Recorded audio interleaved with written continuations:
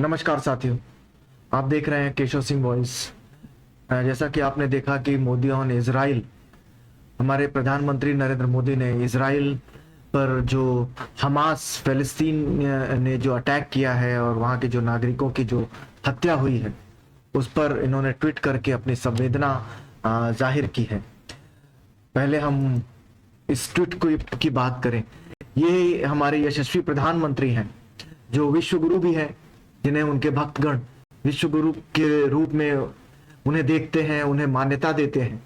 ये यही वो प्रधानमंत्री हैं जो भारत में मणिपुर है, एक स्थान है छोटा सा, जहां की जो जनता है, जो मई से वहां पर आग लगी हुई है, जहां पर इजराइल से ज्यादा नागरिकों की हत्या हो चुकी है। बावजूद इसके उन्होंने ना तो आज तक कुछ उस पर मणिपुर के मां को भी बोला है। और जो भी लोगों की जो हत्याएं हुई हैं, चाहे वो मैती समाज के हो, चाहे कुकी समाज के हो, हुई है नागरिक की हत्या, भारत के नागरिक की हत्या हुई है। उस पर भी ना उन्होंने कभी संवेदना व्यक्त की है अपनी, और ना ही कभी कुछ कहा है। और आज भी जो हम ये देख रहे हैं कि आज भी जो वहां पर आग लगी हुई है, चलिए ठीक है, इजराइल ही सही एक देश है, उसके ऊपर उन्होंने कहा है कि deeply shocked by the news of terrorist attack in Israel, our thoughts and prayers are with the innocent victims and their families, we stand in solidarity with Israel at this difficult hours. हम इस जो वहां पे जो attack हुआ है, हम जो निर्दोष परिवार हैं उन सभी के साथ खड़े हैं, पूरी ताकत के साथ में इजराइल के लोगों के साथ इस कठिन समय में। तो ये उनका जो ट्वीट है, और जो बातें जो उनके द्वारा जो कही गई हैं कि वो ये है कि प्रधानमंत्री नरेंद्र मोदी ने जो इजराइल पे जो अटैक हुआ है, आतंकवादी हमले पर दुख जताया और कहा भारत इस कठिन समय में इजराइल के साथ एकजुटता से खड़ा है, जो उन्होंने ट्विटर पर डाला हुआ है। प्रधानमंत्री ने कहा, ट्विटर जो अब एक्स के नाम से जाना जाता है, इजराइल में आतंकवादी हमलों की खबर से गहरा सदमा पहुंचा है। हमारी संवेदनाएं और प्रार्थनाएं निर्दोष पीड़ितों और उनके परिवारों के साथ हैं। हम इस कठिन समय में इजराइल के साथ एकजुटता से खड़े हैं।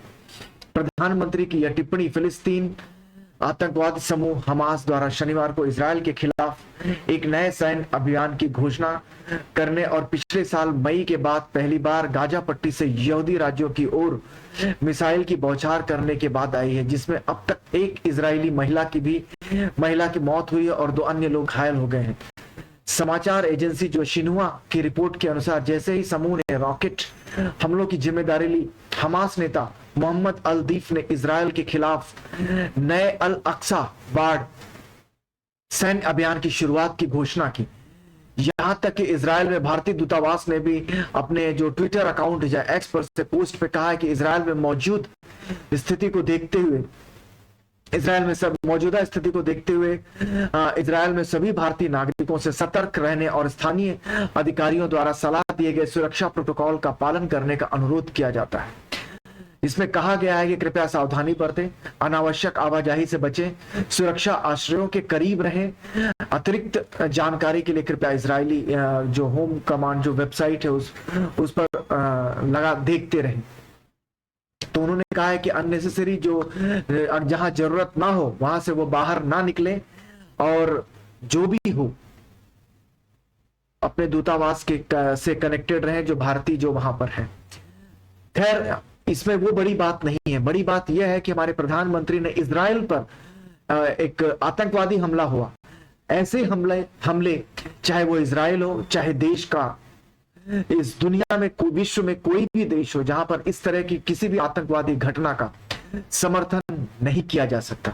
लेकिन ये वही प्रधानमंत्री हैं इस देश के, वही प्रधानमंत्री हैं जो अभी तक वहां की हमारे देश की जो जनता है, मणिपुर की जो जनता है, वो अभी भी इस उम्मीद में है, इस इंतजार में है कि वो मणिपुर में आए और वहां के लोगों के दुख दर्द को समझे। लेकिन अभी तक हमारे प्रधानमंत्री को इसके लिए न समय मिला है, न ट्वीट करने के लिए, न एक्स पर कोई पोस्ट डालने का समय मिला है उन्हें, और न ही वहां जाने का।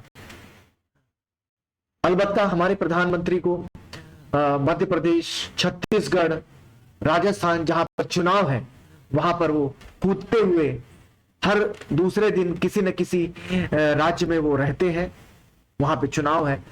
काश कि मणिपुर में भी चुनाव होता तो हमारे प्रधानमंत्री वहां पर भी होते और वहां पर भी अपने जुमले से किसी न किसी कोई न कोई जुमला वो वहां पर भी देते।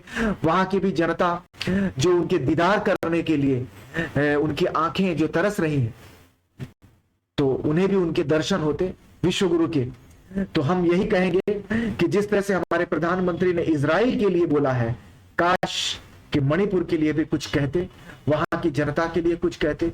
हमारे देश भारत का एक छोटा सा प्रदेश है, भारत का ही एक राज्य है, वहां की जनता जो जल रही है, मर रही है, जिस तरह की जो आग भारतीय जनता पार्टी जो लगाती है, आरएसएस जिस विचारधारा से चलती है, जिस विचारधारा को वो पोषित करती है, उसी पोषित विचारधारा से वहां पर आग लगी हुई है।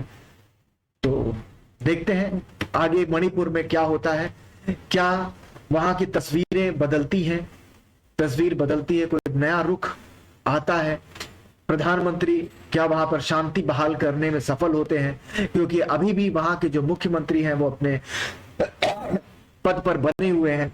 जैसे उन्होंने बड़ा बढ़िया काम किया, वैसे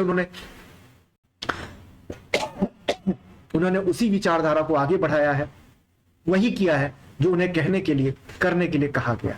धन्यवाद।